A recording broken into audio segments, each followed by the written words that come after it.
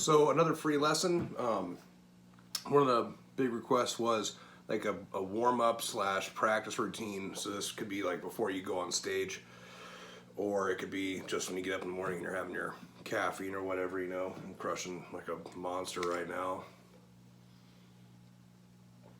Just rolled out of bed and just tuned up, roughly.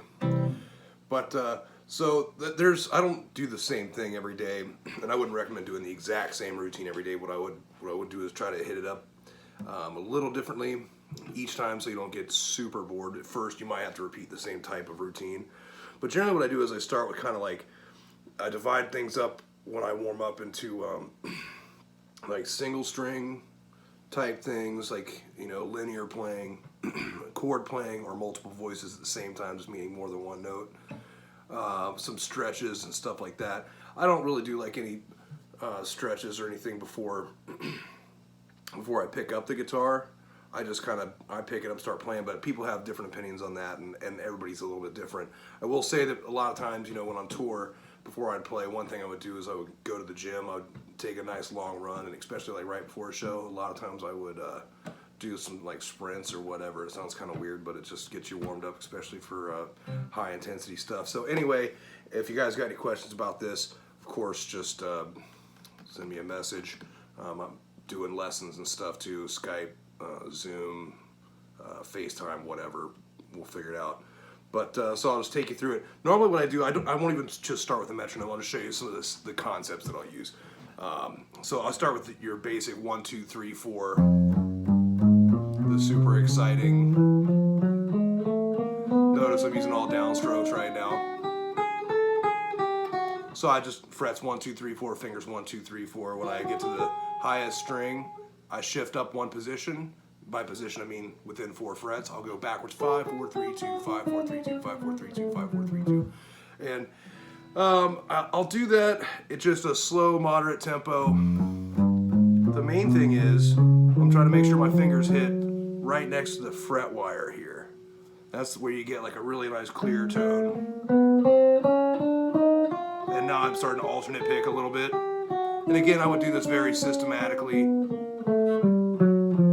I'm just trying to make sure the notes sound good before I even worry about playing like at some high tempo and get the metronome going and like working it out. It's a warm-up, right? So I'll do that. Another thing I might do involving that same concept, and we're going to expand upon that in a minute once our fingers get a little bit warmed up, but I might take this, I'll start at the 5th fret with my first finger, high E string. I'm just going to cascade down the strings. I think I got this from Rock Discipline, John Petrucci, like years and years ago. But, so I got fingers 1, 2, 3, 4, cascading down the E, G, and B, and D strings, frets 5, 6, 7, 8. I'm going to start with that shape, and I'm going to switch my middle 2 fingers to their opposite respective strings. And then my outer 2 fingers, so real slow, middle, outer, shift up, middle, outer. And I don't remember if he does it exactly like this.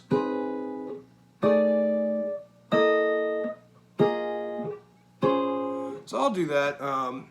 I'll work it up and down the neck.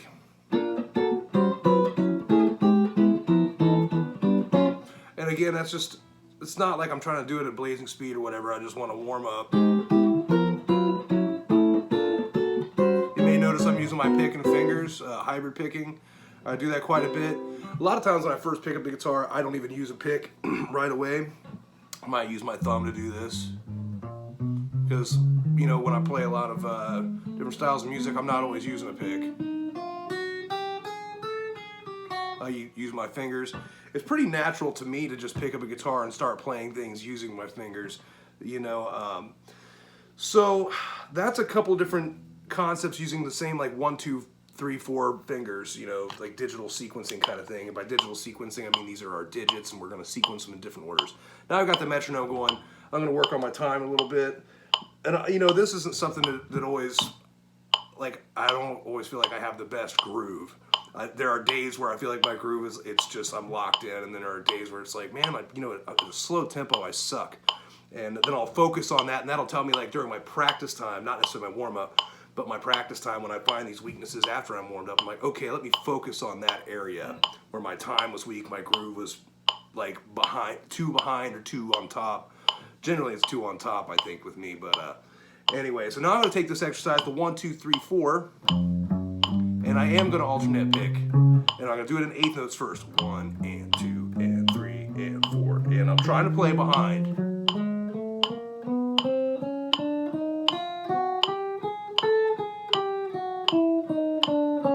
And you would just continue that until you hit the 12th fret. And by playing behind, I mean I'm not trying to play like right on that click. I want to be a little bit behind it.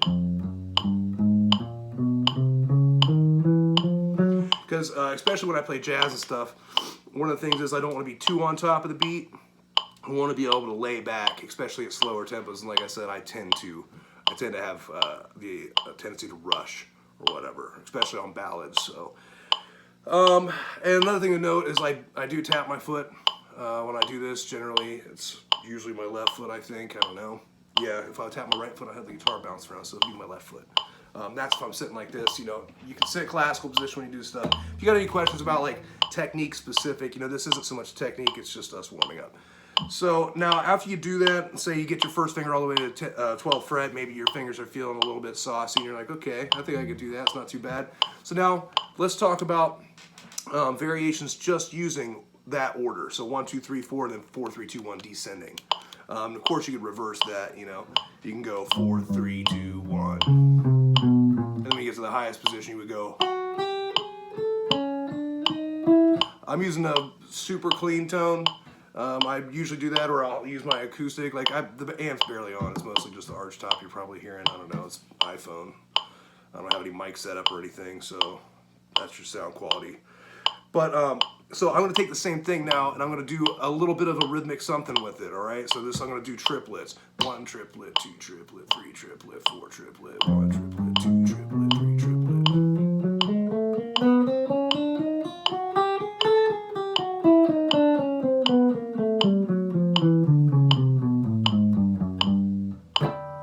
And notice I'm still trying to play behind the beat a little bit.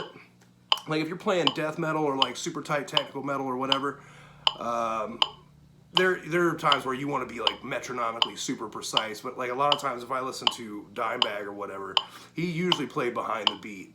It's real slinky kind of, you know, Texas style groove. And I like that sound even when it comes to doing the chuggy stuff. I like to be just laid back. Anyway, so that was triplets. There's a bunch of different ways to count it. 1 ta ta, 2 ta ta, 3 ta ta, 4 ta ta, or 1 triplet, 2 triplet, or triplet, triplet, 1 2 3, 1 2 3. Whatever gets the job done, you know, doesn't matter. Well, I have preferences, but whatever. And then I'll do 16ths. A 1 E and a 2 E and a 3 E and a 4 E and a.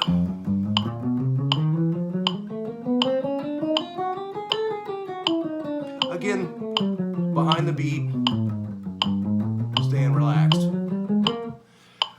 Do the same thing until you hit the 12th fret. Then you could do 5s. So this is a little harder to explain. If you go, it's just 5 notes per beat. You know, 1 2 1 2 3 1 2 1 2 3 1 2 1 2 3 1 2 3 4 5 1 2 3 4 5 or taka denega taka denega.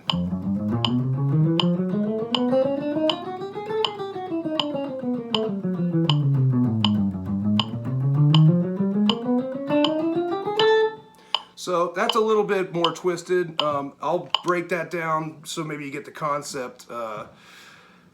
First finger is going to be your downbeat. 1 2 3 4 5. Your second finger will be the downbeat on the next string. 1 2 3 4 5. Third finger 1 2 3 4 5. 1 2 3 4 5. 1 2 3 4 5. 1 2 1 2 3 4 5. 1 2 3 4 5. 1 2 3 4 5. 1 2 3 4 5. 1 2 3 4 5. 1 2 3 4 5. 1 2 3 4 5. 1 2 3 4 5. 1.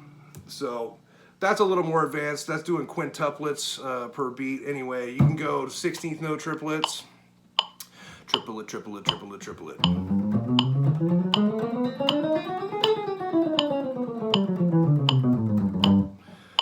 You can even go so far as 7s if you want to get into all that. 30-second notes, 30-second note triplets. If you want to get into that kind of stuff, message me. We'll do that in a private lesson. So anyway, that's a lot of variations just with the 1, 2, 3, 4 shenanigans. I've been at this thing about 10 minutes. I don't take this long doing it because I'm not ever explaining this stuff to myself when I'm doing it, right? But that's kind of the concept. Now, if you want to twist it up and make it like I said, you don't want to repeat the exact same thing every day. So now I'm going to take fingers and I'm going to switch them up. 1, 2, 3, 4, 1, 3, 2, 4. Okay, and then I would reverse that on the way down. So 4, 2, 3, 1. I just woke up. Let's see if I can even do this right now. But we got some sound here.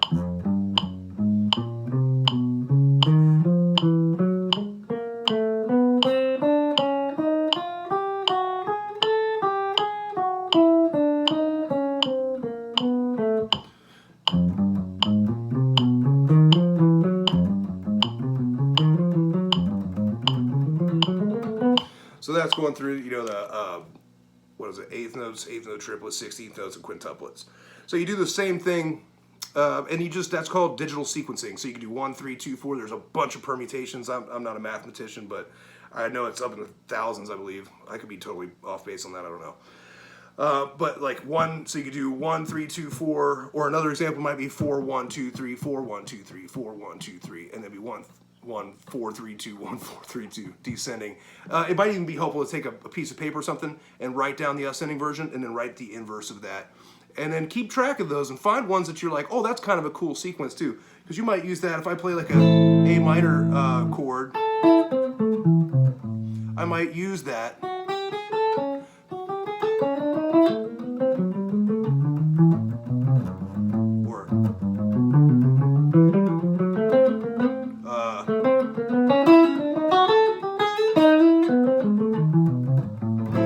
See, my brain's still moving a little slow. But I kind of went through and I was approaching, you know, in 16th notes. Outlining.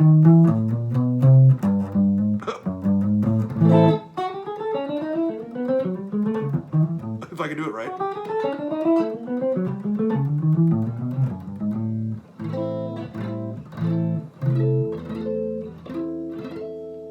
So that's like a way you could do that with your arpeggios all over the guitar and start using this stuff, where you could even start on each note. You know what I mean? You can make it kind of more musical. So I think that's pretty self-explanatory. Now, we did that with 4 fingers. What else could you do? You could use 3 fingers. So, same thing applies. I don't always do strict alternate picking. You can practice economy picking too. It's kind of like what you want to do. Like whatever your thing is, if you're like, you know, when I always feel like I'm not very good at economy picking, so maybe you warm up with that.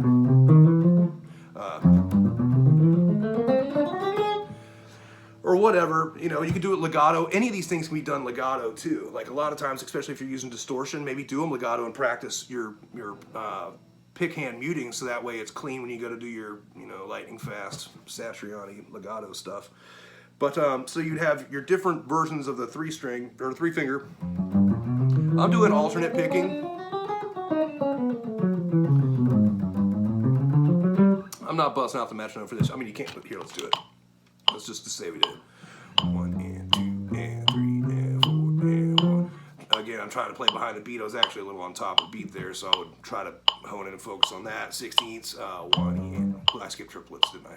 Triplet, triplet, triplet, triplet, triplet, triplet. 16ths. Oh, taka denega, taka denega.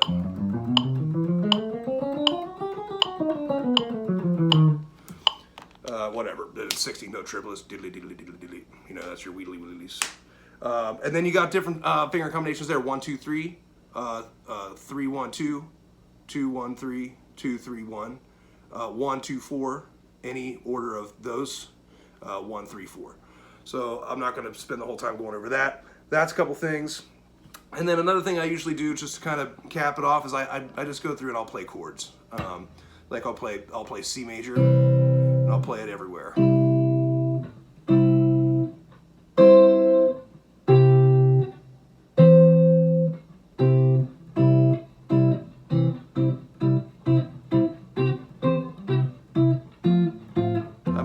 4 5s. So that'd be C, F, G, C, G,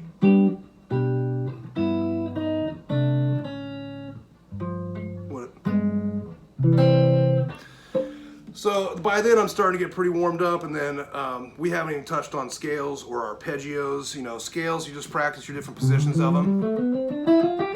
You know, I'm not like, I'm not a super stickler for somebody being like, I practice the cage system all the time, or I only play 3-note per string scales. Well, you can play a scale a bunch of different ways. If I started on G, and I'm like 3-note per string guy, well, how am I gonna do that? I have to do this pattern.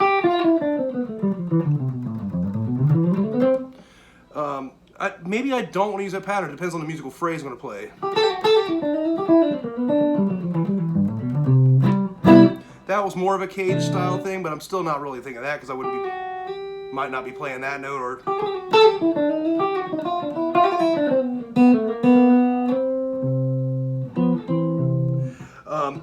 you can also play the same scale 2 notes per string.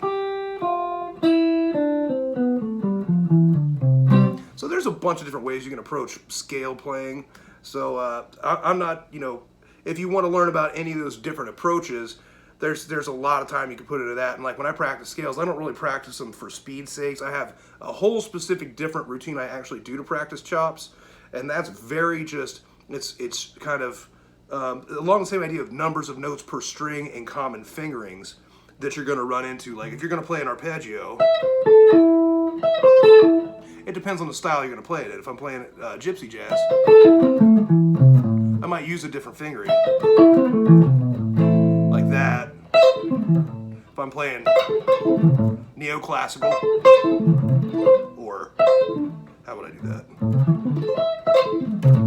I'm going to use economy with hammer-ons and pull-offs and stuff like that.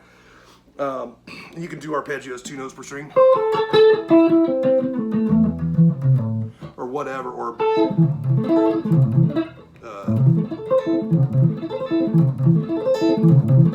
if I miss that string more time, I'm gonna go nuts. There we go. But so you know, there's different approaches to all that kind of thing, and that's where I really get the metronome out and I go, okay, let's see what's my threshold for my tempo, playing it cleanly, and that's where I usually record myself too when I practice. I'll turn, you know, get Logic running or whatever, or even I'll just video myself like this and be really narcissistic and watch it back, and then feel bad about myself and be like, okay, your 16-note triplets suck on that lick, or whatever, you know, or maybe always have a weakness with the 1, 3, 4 fingering whenever I play the Paul Gilbert. So hopefully that's helpful. If you got questions, hit me up. I am, like I said, I'm doing private lessons from home, so you can, you know, we got the good old internets, so just shoot me a message and we can set something up. I got probably, now I have 3 or 4 spots available. I had to open up another day. Hopefully you guys found that helpful. Let me know. Later.